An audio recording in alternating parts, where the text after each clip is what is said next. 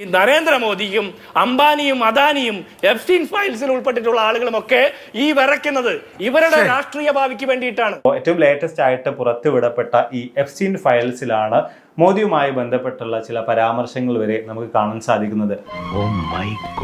ഇവിടെ ശ്രദ്ധിക്കേണ്ടത് രണ്ടാം ഘട്ടത്തിൽ എപ്സ്റ്റീൻ ഫയലുകൾ പുറത്തു വന്ന സമയമാണ്. ഇന്ത്യ അമേരിക്ക വ്യാപാര കരാർ സംബന്ധിച്ച ചർച്ചകൾ വഴിമുട്ടി നിന്ന സമയമാണിത്.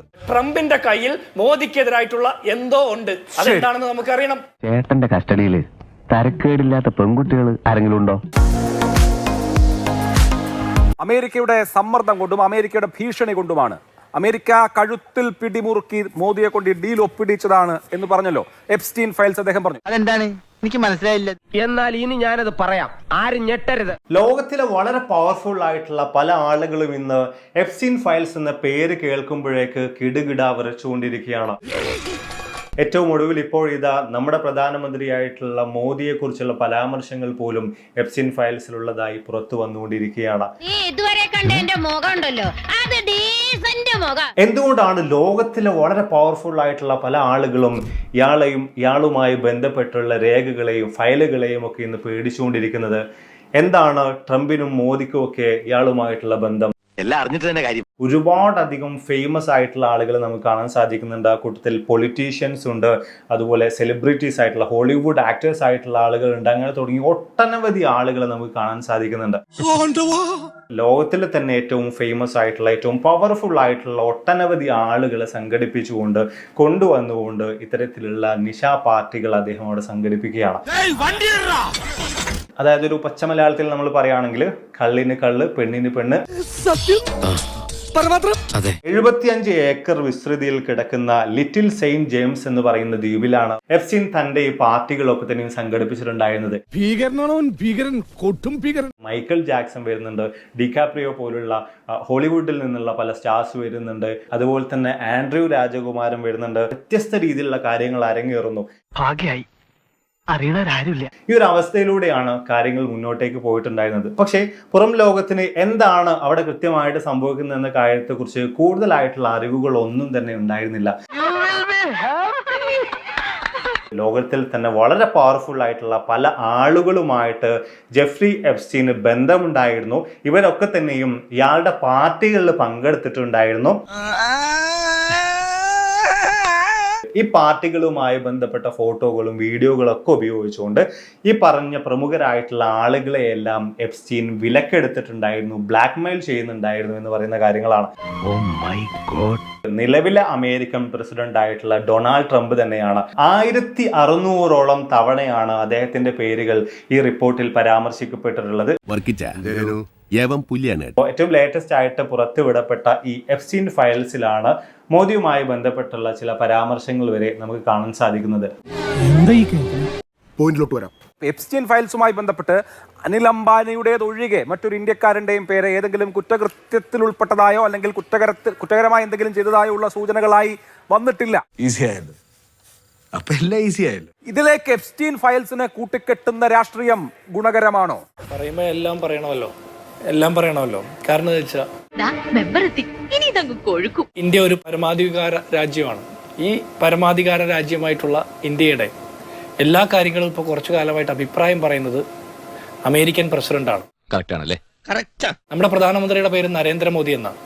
ഓപ്പറേഷൻ സിന്ദൂർ നിർത്തുന്നത് അമേരിക്കൻ പ്രസിഡന്റ് പറയുന്നു. റഷ്യയിൽ നിന്ന് ഓയിൽ വാങ്ങുന്നില്ല എന്നുള്ള തീരുമാനം പ്രഖ്യാപിക്കുന്നത് അമേരിക്കൻ പ്രസിഡന്റ് പറയുന്നു. പറഞ്ഞിട്ടില്ല. വ്യാപാര കരാറിൽ ഒപ്പിട്ടു എന്ന് പറയുന്നതും അതിന്റെ കണ്ടീഷൻസ് പറയുന്നതും അമേരിക്കൻ പ്രസിഡന്റ് പറയുന്നു. പിന്നെ നമ്മുടെ പ്രധാനമന്ത്രിയുടെ വായിൽ എന്താ? അങ്ങനെ സംസാരിക്കാത്ത പ്രധാനമന്ത്രി അദ്ദേഹത്തിന്റെ മൗനം എന്തുകൊണ്ടാണെന്ന് നമുക്ക് അറിയണ്ടേ? അമേരിക്കൻ പ്രസിഡന്റ് പറയാണ് ഇന്ത്യൻ പ്രധാനമന്ത്രിയുടെ രാഷ്ട്രീയ ഭാവിക്ക് ഇത് നല്ലതാണെന്ന് പറയുമ്പോൾ ഇന്ത്യൻ പ്രധാനമന്ത്രിയുടെ വ്യക്തിപരമായ രാഷ്ട്രീയ ഭാവി കാക്കാൻ വേണ്ടിയിട്ട് ഈ രാജ്യത്തെ അമേരിക്കയുടെ മുമ്പിൽ വിൽക്കുമ്പോൾ അതിൽ ഞങ്ങൾ ആരോപണം ഉന്നയിക്കും. മോദി പറഞ്ഞത് മൈ ഫ്രണ്ട് ട്രംപ് എന്ന. മോദിയുടെ ഫ്രണ്ട് ട്രംപ് ഇന്ത്യയുടെ എനിമിയാണെന്ന് ഈ വ്യാപാര കരാറിന്റെ ഓരോ കണ്ടീഷണാലിറ്റിയും അവർ പറയുമ്പോൾ നമുക്ക് മനസ്സിലാകും. ട്രംപിന്റെ ഫ്രണ്ടായിട്ടുള്ള മോദിയും ഇന്ത്യയുടെ എനിമിയായിട്ട് മാറിക്കൊണ്ടിരിക്കുകയാണ്. 3% ഉണ്ടായിരുന്ന ടാക്സ്, ടെക്സ്റ്റൈൽ എക്സ്പോർട്ടിന്റെ ടാക്സ് അത് 18%. അതുപോലെ മറ്റു രാജ്യങ്ങളുമായിട്ട് തീരുവ യുദ്ധത്തിൽ ഏർപ്പെടുമ്പോൾ അവരും തിരിച്ച് അത്തരത്തിലുള്ള നിലപാടുകൾ എടുക്കുമ്പോൾ നരേന്ദ്രമോദി അതൊന്നും എടുക്കുന്നില്ല എന്ന് മാത്രമല്ല മൗനത്തിലും വഴങ്ങലിലുമാണ് മുന്നോട്ട് നീങ്ങിക്കൊണ്ടിരുന്നത്. ഇതിലെന്തോ ഒരു സ്പെല്ലിംഗ് മിസ്റ്റേക്ക് ഉണ്ടല്ലോ. ബംഗ്ലാദേശിന് 0%, ഇന്ത്യക്ക് 18%. അതുപോലെ തന്നെ പാകിസ്ഥാന്റെ കാര്യത്തിലും നിലപാടുകൾ സമാനമാണ്. നമ്മളോട് ശത്രുതയിലായിരിക്കുന്നു എന്ന് പറയുന്ന അയൽ രാജ്യങ്ങളെല്ലാം അമേരിക്കയുടെ ഉറ്റമിത്രങ്ങളാണ്. പക്ഷേ അമേരിക്കയുടെ മറ്റൊരു ഉറ്റമിത്രമായിട്ടുള്ള നരേന്ദ്രമോദി ഭരിക്കുന്ന ഇന്ത്യ വ്യാപാര കരാറിന്റെ കാര്യത്തിലായാലും തീരുവ യുദ്ധത്തിന്റെ കാര്യത്തിലായാലും അമേരിക്കയുടെ എല്ലാ അടിയും വാങ്ങിക്കൊണ്ടിരിക്കുന്നു. എവിടൊക്കെയോ എന്തൊക്കെയോ ചെയ്യുന്ന നടന്നുണ്ട്. ട്രംപ് ഇതുപോലെ പുലമ്പിക്കൊണ്ടിരിക്കുമ്പോൾ ഇന്ത്യൻ പരമാധികാരത്തിന്റെ മേൽ ട്രംപ് കയറി ഇറങ്ങി നിരങ്ങുമ്പോൾ നരേന്ദ്രമോദി മിണ്ടാതിരിക്കുന്നതിന്റെ കാരണം നമ്മൾ തിരയണം. അതാണ് എനിക്ക് ഇപ്പോഴും മനസ്സിലാവാത്തത്. അത് അദാനിക്ക് വേണ്ടിയിട്ടോ അംബാനിക്ക് വേണ്ടിയിട്ടോ മോദിക്ക് സ്വയമേ വേണ്ടിയിട്ടോ ആണെങ്കിൽ അത് ഇത്തരം വ്യക്തികൾക്ക് വേണ്ടി ഒരു രാജ്യത്തെ വിൽക്കാൻ പാടില്ല, ഒറ്റുകൊടുക്കാൻ പാടില്ല. ട്രംപിന്റെ കയ്യിൽ മോദിക്കെതിരായിട്ടുള്ള എന്തോ ഉണ്ട്. അതെന്താണെന്ന് നമുക്കറിയണം. ഇക്കുറി വന്ന ഇമെയിലുകളിൽ പ്രധാനമന്ത്രി നരേന്ദ്രമോദിയെക്കുറിച്ചുള്ള പരാമർശമാണ്. 30 ലക്ഷത്തോളം രേഖകളാണ് ഇക്കുറി അമേരിക്കൻ നീതിന്യായ വകുപ്പ് പുറത്തുവിട്ടത്. അനിൽ അംബാനി, ഹർദീപ് സിംഗ് പുരി എന്നിവരുമായി എപ്സ്റ്റീന് വ്യക്തിപരമായ ബന്ധമുണ്ടെന്ന് ഇമെയിലുകളിൽ നിന്ന് വ്യക്തമാണ്. ഇതുവരെ പുറത്തുവന്ന രേഖകളിൽ ഏറ്റവും രാഷ്ട്രീയ പ്രാധാന്യമുള്ള വിവരം നരേന്ദ്രമോദിയെ സംബന്ധിച്ചാണ്. അതുപോലെ തന്നെ പ്രസക്തമാണ് എപ്സ്റ്റീനുമായി അടുത്ത വ്യക്തിബന്ധമുള്ള ഹർദീപ് സിംഗ് പുരി പിന്നീട് മോദി മന്ത്രിസഭയിൽ മന്ത്രിയായത്. എപ്സ്റ്റീനുമായി സ്ഥിരം കൂടിക്കാഴ്ച നടത്താറുണ്ടായിരുന്നു പുരി എന്ന് ഇമെയിലുകളിലുണ്ട്. എപ്സ്റ്റീൻ്റെ സ്വകാര്യ ദ്വീപിനെ സംബന്ധിച്ചും അവിടെ എന്താണ് എപ്സ്റ്റീൻ ചെയ്തുകൊണ്ടിരിക്കുന്നത് എന്നത് സംബന്ധിച്ചും ഹർദീപ് സിംഗ് പുരിക്ക് അറിയാമായിരുന്നു എന്ന് തോന്നും ഈ ഇമെയിലുകൾ കണ്ടാൽ.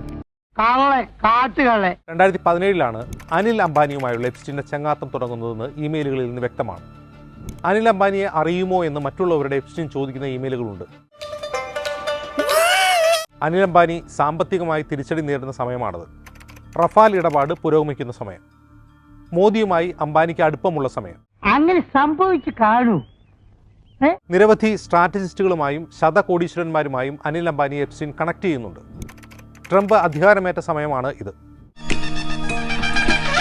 ഇന്ത്യ ഇസ്രായേൽ നയതന്ത്രത്തിൽ നിർണായക മാറ്റമുണ്ടാക്കിയ പ്രധാനമന്ത്രി നരേന്ദ്രമോദിയുടെ 2017 ഇസ്രായേൽ സന്ദർശനത്തെക്കുറിച്ച് എപ്സ്റ്റീൻ്റെ ഇമെയിൽ പരാമർശം ശ്രദ്ധേയമാകുന്നത്.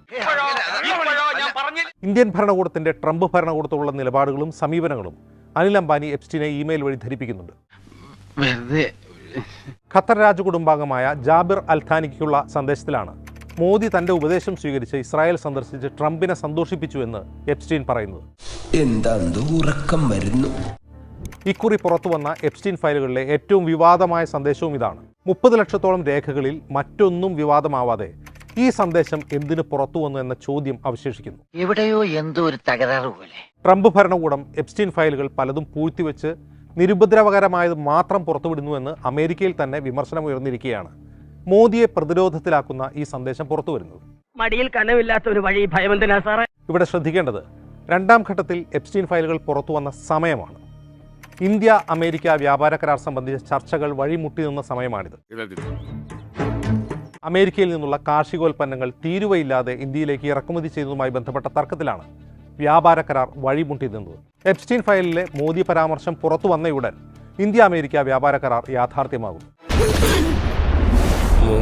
സ്വതന്ത്ര ഫലസ്തീൻ രാഷ്ട്രത്തെ അംഗീകരിക്കുന്ന പരമ്പരാഗത നിലപാടിൽ വെള്ളം ചേർത്ത് ഇസ്രായേൽ സന്ദർശിക്കുന്ന ആദ്യ ഇന്ത്യൻ പ്രധാനമന്ത്രിയായി മോദി മാറിയത് എങ്ങനെയാണ്? അതിനുള്ള ഉത്തരം എപ്സ്റ്റീൻ പറയുന്നുണ്ട്. നമുക്ക് എപ്സ്റ്റീനെ കുറ്റവാളി എന്ന് കരുതി അവിശ്വസിക്കാം. അപ്പോഴും എപ്സ്റ്റീൻ ഫയൽ പുറത്തു വന്നയുടൻ ഇന്ത്യൻ താൽപ്പര്യങ്ങൾക്ക് വിരുദ്ധമായ വ്യാപാര കരാർ സാധ്യമായത് എങ്ങനെയെന്ന ചോദ്യത്തിന് ഉത്തരം കിട്ടിയേ തീരും. എന്തിനാണ് നരേന്ദ്രമോദി ട്രംപ് പറയുമ്പോൾ തുള്ളിക്കളിക്കുന്നതെന്നാണ് നമുക്ക് മനസ്സിലാത്തത്. രാജ്യത്തിന്റെ പരമാധികാരത്തിൽ അമേരിക്കന്റെ പ്രസിഡന്റ് കയറി നിരങ്ങുമ്പോൾ നിങ്ങൾക്ക് കോംപ്ലക്സ് ഉണ്ടാകില്ല. അതിന് ആത്മാഭിമാന ബോധം ഉണ്ടാകണം, യഥാർത്ഥ രാജ്യസ്നേഹം ഉണ്ടാകണം.